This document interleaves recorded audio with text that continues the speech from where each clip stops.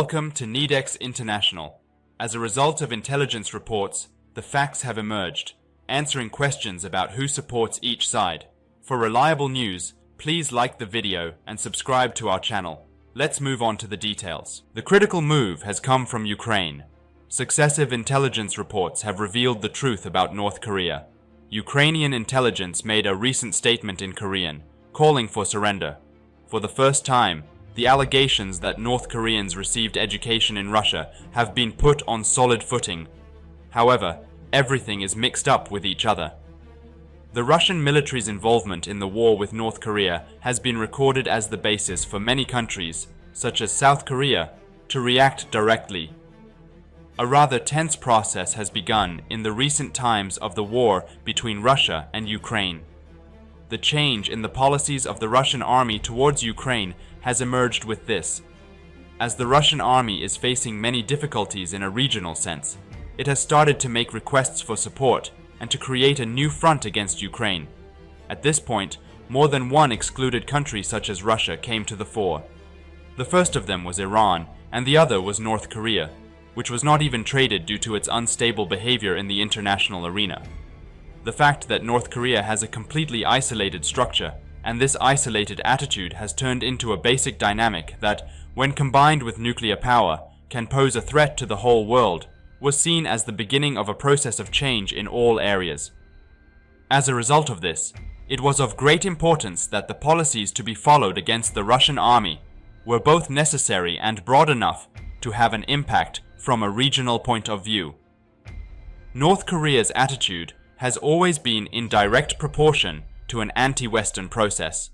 This clearly indicated that North Korea was moving towards a more aggressive period in a regional sense. Although it is known that he secretly supports the Russian army, this is the first time that claims that he will send troops against Ukraine so openly have been put forward by South Korean intelligence. As a result of this, while it is expected that the policies to be followed against the Ukrainian army will be more aggressive, the process of forcing Putin to peace could be subject to numerous disruptions. While this was seen as the beginning of a period when the basic dynamics in the region changed, it was estimated that about 12,000 North Korean Special Forces troops entering the war in Russia would have a heavy return. However, the response from South Korea and many Western authorities came back to back. The data that appeared at this point was considered to be the beginning of a rather complicated process. According to recent research by South Korean intelligence, although North Korea is not directly involved in the war, there are currently a large number of soldiers training in Russia, he said. South Korea, which stated that North Korea should also be included in the scope of the policies to be followed against the Russian army, also claimed that North Korean soldiers were given the identities of the Yakutia region. At this point, it was stated that the North Korean Special Forces have been training in Russia for some time, and during this training, Russia's guidelines will be taught. South Korean intelligence also stated that there will be a response to this incident as soon as possible, while at the same time stating that the first North Korean military group arrived in the region on October 8th. In addition, Russian soldiers raising the North Korean flag in many regions of Russia may see North Korea as a hope, as they are aware of the course of the war. This may mean the destruction of the superiority that Ukraine has been making intensive efforts to establish from the very beginning from a regional point of view. Therefore, the statements of the West, which made consecutive statements about the support to be given, were of a nature that would astonish the whole world. South Korea felt how great the support to be given to Ukraine would be, because it was aware of the difficulties that this new event, which will be based on the strengthening of North Korea in the region, would bring after this event. But in addition, it has clearly shown how much the coalition formed against the Russian army has expanded. At this point, the claims that South Korea will provide Ukraine with exactly 3.4 million artillery shells have caused great repercussions all over the world. Breaking its silence, South Korea has made its side fully clear in a possible war. The sending of so many artillery shells against the Russian army was clearly stated directly as the beginning of a new era that Ukraine could win. This set the stage for things to shift to a different point regionally. Soon after this incident, when it was learned at which point the North Korean Special Forces would be positioned, everything changed in an instant, and the claims that the amount of support Ukraine needs will increase in a short time have a complete foundation. It began to be predicted that North Korean soldiers would be deployed to Kursk, which had been liberated by Ukraine, and as an effect of this deployment, things would continue completely against the Ukrainian army. According to the War Zone newspaper, Ukraine will deploy the first North Korean soldiers to the Kursk region, citing Defense Intelligence Chief Kirilo Budanov. In addition, this group will also actively participate in operations against the Ukrainian Defense Forces. At this point, Budanov's statement to the War Zone said, "We are waiting for the first units in the Kursk sector tomorrow, October 23, 2024. This showed how effective the views on North Korea's direct intervention are regionally, and that the incident has ceased to be a claim. The fact that such a structure is based on a basic mechanism that will solve many problems that will arise in the continuation of this type of structure has revealed that an anti-Putin political process will also be triggered gradually. The fact that South Korea's position on this incident is based directly on supporting this anti-North Korean area indicates that tensions in the region will also increase. The South Korean government, on the other hand, argued that North Korea would receive a large number of armored vehicles, aircraft and other types of weapons in exchange for sending troops to Russia, which increases the likelihood of a possible attack. If the illegal military cooperation between North Korea and Russia continues, South Korea will not stand on the sidelines and will respond by cooperating with the international community. Deputy Chief National Security Advisor Kim Tae-hyo said, "After that, it showed itself in direct proportion to the statements made openly that North Korean soldiers are in the army, and that Ukraine has taken a direct measure regarding this." The I Want to Live project, the delivery line of Ukraine's defense intelligence, HUR, has long been a tool used by Ukraine. The essence of this program, which allows soldiers in the Russian army who do not want to fight in Ukraine to surrender directly, was completely different. In this incident, which also shows the policies to be followed against the Russian army, the captured Russian soldiers were contacted, and many soldiers who were forced to fight in the Russian army surrendered directly. But this last time, the goal was quite different. In a direct appeal to the large number of North Korean soldiers sent to Ukraine to fight on behalf of Russia, the Ukrainian military called on them to surrender and avoid clashes. In this call on Wednesday, he said, "We are addressing the Korean People's Army soldiers sent to support the Putin regime. Do not die senselessly on foreign soil. Do not repeat the fate of hundreds of thousands of Russian soldiers who will never return home. Surrender yourselves. Ukraine will provide you with shelter, food, and warmth," it was said. Besides, it was known that there were thousands of soldiers who surrendered within the project. Adding to the statements that the Russian soldiers made the right choice at this point, the Ukrainian intelligence unit HUR after that said, "It doesn't matter how many troops Pyongyang sends or to which sector, they will be accepted. Ukrainian prison camps are ready to accept soldiers of any nationality, religion, or ideology," he concluded in this way. This showed that Ukraine is actually on a system focused on negotiating with the other side, and is actively using the opportunities at its disposal in response to the rhetoric of the Russian military. While it is also predicted that Russia's regional policies will evolve towards bigger problems over time, it has been underlined that the gains achieved against the Russian army will also remain stable. It was quite an important detail that the war analysts made similar statements at this point. According to war analysts, the superiority established by the Ukrainian army against Russia will continue for some time. The most important reason for this was that the claims that the Russian army was now entering a critical crisis process were completely based on the fact that such a structure will be evaluated together with possible problems. It is not yet known exactly what Putin will do. And he has also shown that things are shifting towards a period that can be quite confusing. A critical move has come that will bring the military capabilities of the Ukrainian armed forces to the cyberspace field. In the statement of the Ukrainian General Staff, it was announced that the Cyber Forces Unit will be established as a subordinate unit of the Army. The Cyber Forces Unit, which will provide a critical advance for the self-defense of Ukraine, has recently added another one to the nightmares of Russia, which is surprised by what it has suffered in the face of cyber attacks from Ukraine. The developments in the recent period of the Russia-Ukraine war, which has been going on for more than 2 years, clearly showed how much Ukraine has made great progress in the local defense industry and acquiring new military capabilities. The Ukrainian army, which was much behind in terms of both manpower and inventory stock compared to the Russian armed forces at the first stage of the war, nevertheless managed to conduct an admirable defensive war and at the same time acquire an inventory suitable for the modern battlefield.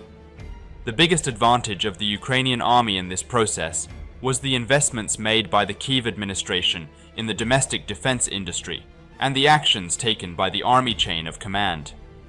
The military authorities, who made strategic changes accordingly by paying attention to what the army needed at the moment, also helped to form new subunits affiliated to the armed forces of Ukraine in this process.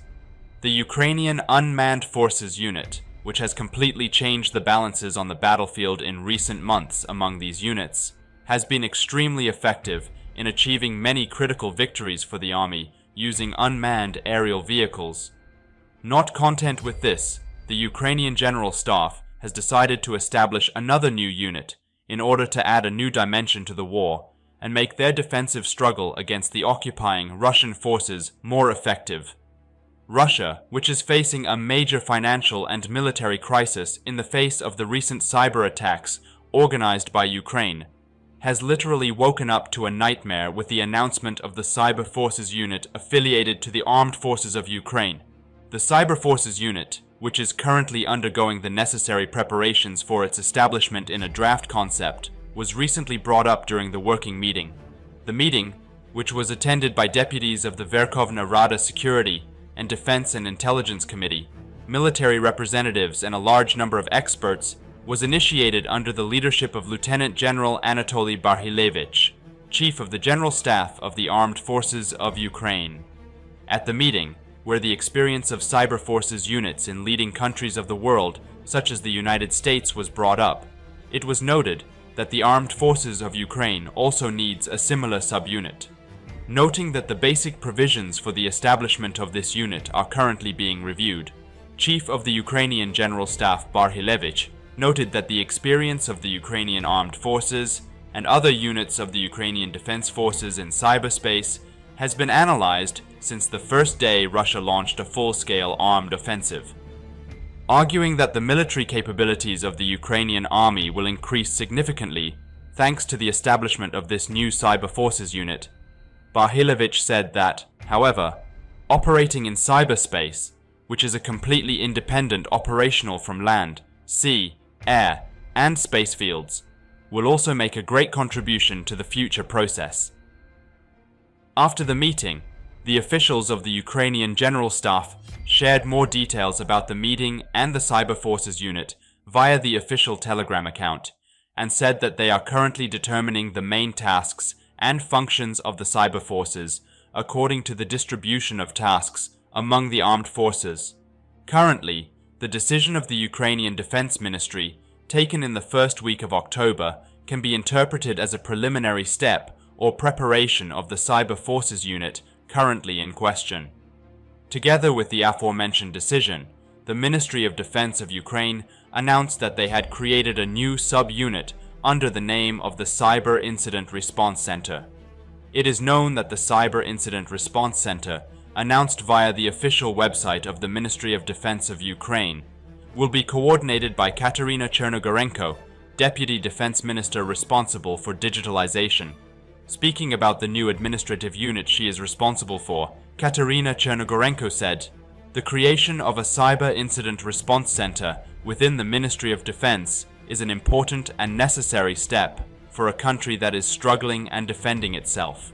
The enemy is pressing every day, not only on the front line, but also on the digital battlefield. the attacker is trying to slow down our rapid development. The center will help improve the cybersecurity situation and ensure appropriate response to cyber incidents.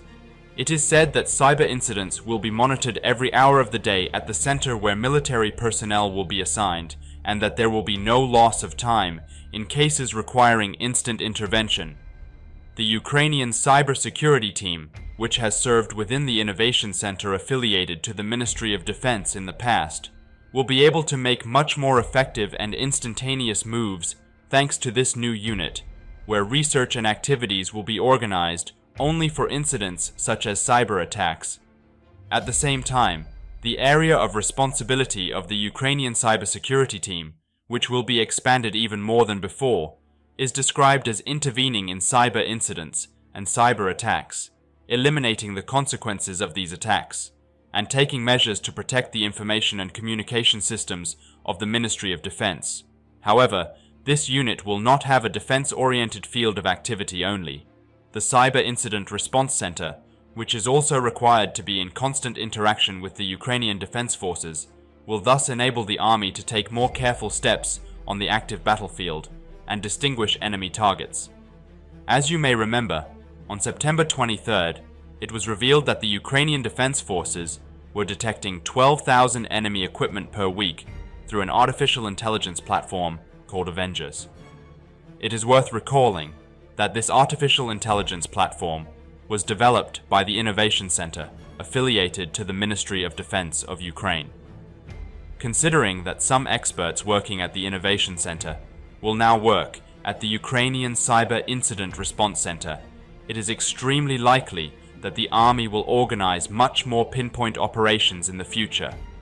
And it is precisely at such a moment that the creation of a cyber forces unit affiliated to the Ukrainian armed forces indicates that Kiev's pressure on the active battlefield will increase even more.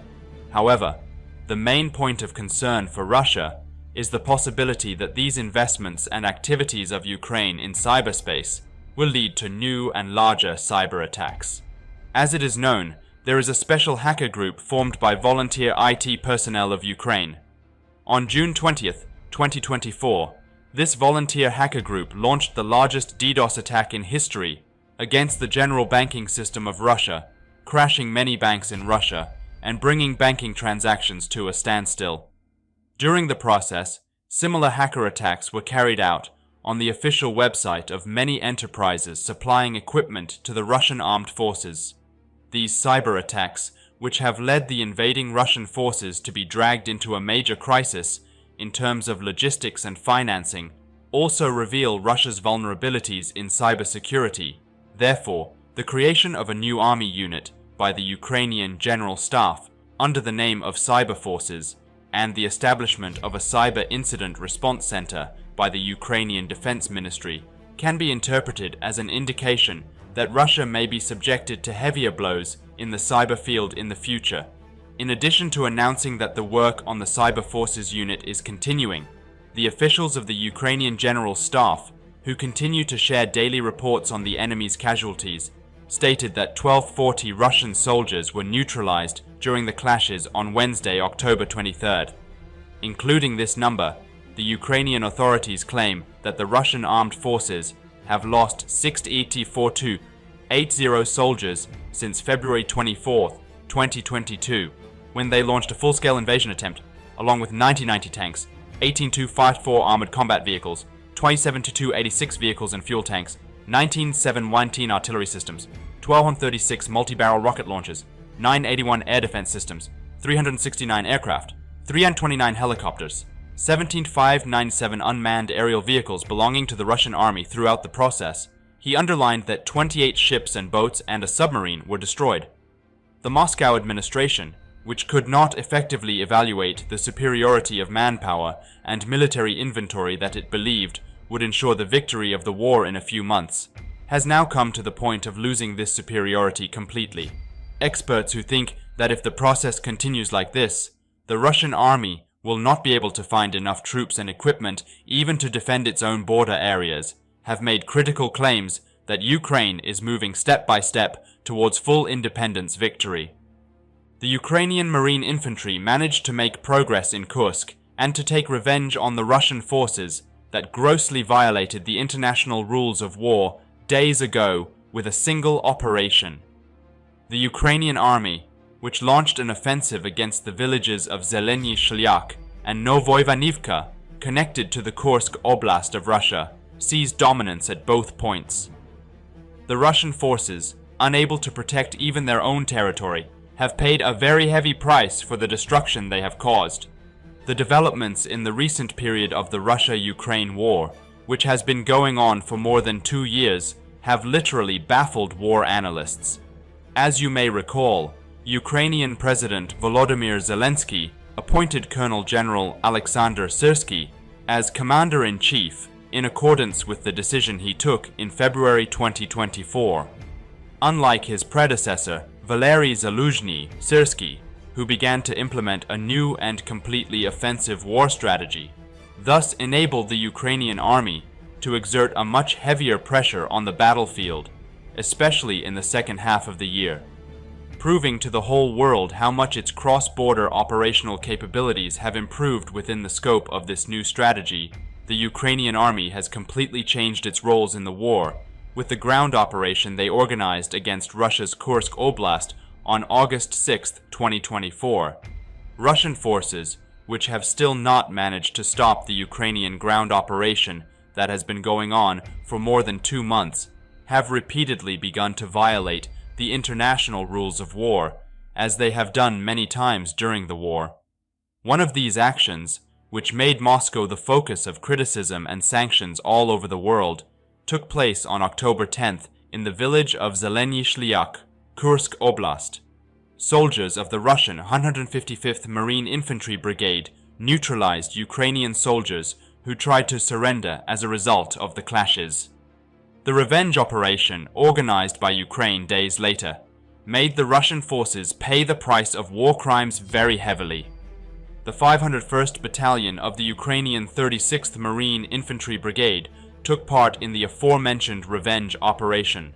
The target of the operation, in which a large number of M113 model armored infantry carrier vehicles and 2 T-64 model tanks were activated, was the village of Zeleny Shliak, under the control of Russian forces. The Ukrainian convoy, which was moving about 2 kilometers along the Rilsk-Koronevo-Sudzha highway, was stopped twice by Russian forces during this process. The Ukrainian army easily overcame these unsuccessful attack attempts, launched by Russian forces through positions in the wooded areas surrounding the highway, and eventually managed to enter the targeted village.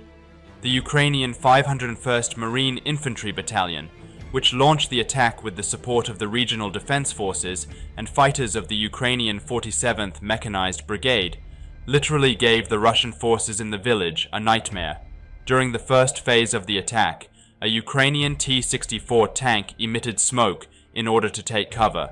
After moving into a firing position, the Ukrainian tank, which opened fire with 125mm cannons, landed a big and accurate blow on a Russian armored vehicle in the process.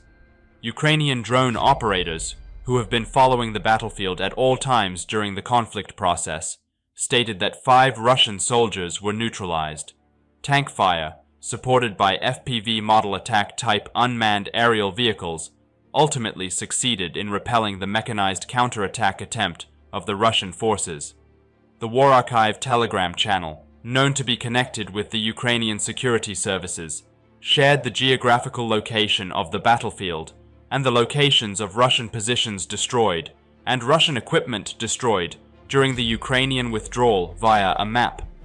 The operation, which was organized to establish a foothold in Zelensky Shliak, may lead to the complete withdrawal of Russian forces from Novoivanovka in the future. These 2 settlements, which were captured by Russian forces during the counteroffensive launched on October 10th, may come under the control of the Ukrainian defense forces again in the coming days. The Ukrainian army, which has carried out many successful ambushes at both points since October 10th, is getting closer to achieving complete dominance in the villages every day. And in this process, the destruction of a large number of armored convoys belonging to Russian forces also prepares a suitable basis for Kyiv to move the Kursk operation to an advanced point. The predictions were that Ukraine would be content with defending the territories they had captured in the Kursk region during the current process. However, this latest attack by the 36th Marine Infantry Brigade showed that the goal is to organize new full-fledged attacks in Kursk in order to expand the area of dominance. During the offensive against Zelensky Shliak, troops of the Ukrainian 103rd Mechanized Brigade and the 47th Magura Separate Mechanized Brigade also participated in the clashes in the village of Novoivanovka. It was stated that the Ukrainian army used M2 Bradley fighting vehicles and M1A1SA Abrams tanks in these attacks. The video shared by the 47th Mechanized Brigade about the moment of operation showed that Ukrainian soldiers cleared the buildings on the western outskirts of the settlement from enemy forces using armored vehicles and reconnected with the Marine Infantry attached to the 36th Brigade, heading for the village of Zelensky Shliak. Ukraine's 36th Marine Infantry Brigade has become one of the biggest nightmares of the Russian armed forces in the Kursk region. Moscow's forces, which are making an intensive effort to eliminate the 36th Brigade, which plays a key role in the Ukrainian armies advancing the war on Russian territory, cannot go beyond increasing their own manpower and infantry casualties with these moves. Shortly before the launch of the operation against the village of Zelensky Shliak, soldiers of the Ukrainian 36th Marine Infantry Brigade were placed under a major blockade by Russian forces. 9 Marines, who were moving to remove the Ukrainian soldier from the conflict zone, were suddenly surrounded by Russian snipers in the settlement of Lyubimovka, connected to Kursk. Ignoring the repeated calls of the enemy to surrender, a large artillery fire was conducted on the area where the Ukrainian Marine Infantry was located. However, this attack by Russian artillery could not go beyond causing damage to the building where the Ukrainian soldiers were located. The main critical point was that a group of Russian soldiers who were near the building complex during the attack were neutralized by their own artillery. Turning the turmoil at this time into an opportunity, the soldiers of the Ukrainian 36th Marine Infantry Brigade managed to evacuate the Lyubimovka front line, taking 9 of their colleagues with them. About this admirable operation, which shocked everyone, the pro-Ukrainian deep state agency said, "While Hollywood, directors, and screenwriters are thinking about the next scenario to impress the audience, the Ukrainian Defense Forces are showing all this on the battlefield." Stating that the Ukrainian 36th Marine Infantry Brigade is a critical example for the whole world, the X account called War is translated said, "We are proud and hope that the awards will go to these heroes." Yeah. The Kursk region, where the fighting intensified again at the end of October, and the Ukrainian army has proven its superiority in military capabilities many times, has become one of the focal points of the whole world. Senior officials in the Ukrainian army have also started sharing some previously undisclosed information about the Kursk operation, which is about to enter its 3rd month. Colonel Ole Apostol, commander of the 95th Separate Air Assault Brigade of the Ukrainian Air Assault Forces, speaking to the Ukrainian-based news agency Novinania, stated that the order for the border operation came immediately after the intensification of clashes in the Toretsk region. Colonel Apostol shared with the public that the Kursk operation, launched to stop Russia's efforts to capture Toretsk, connected to the Donetsk region in eastern Ukraine, and at the same time ensure the securing of border areas such as Sumy, is an urgent decision. Apostol's statements, saying that his troops were given only a short period of 3 days to prepare for the operation in which MiG and Sukhoi aircraft will be used to carry bombs that will hit targets accurately, once again showed the success of the Ukrainian army, which has made such critical progress in the cross-border operation that they launched so hastily in implementing instant decisions. Ukrainian President Volodymyr Zelensky, who reiterates at every opportunity that the Kursk operation is part of Ukraine's 5-stage victory plan, claims that the Russian territory seized as part of this operation will provide them with a great trump card during possible peace negotiations in the future. The Moscow administration continues to make impulsive decisions and make mistakes with a great panic, While the vast majority of the counterattacks they launched to liberate the region from the Ukrainian army have failed,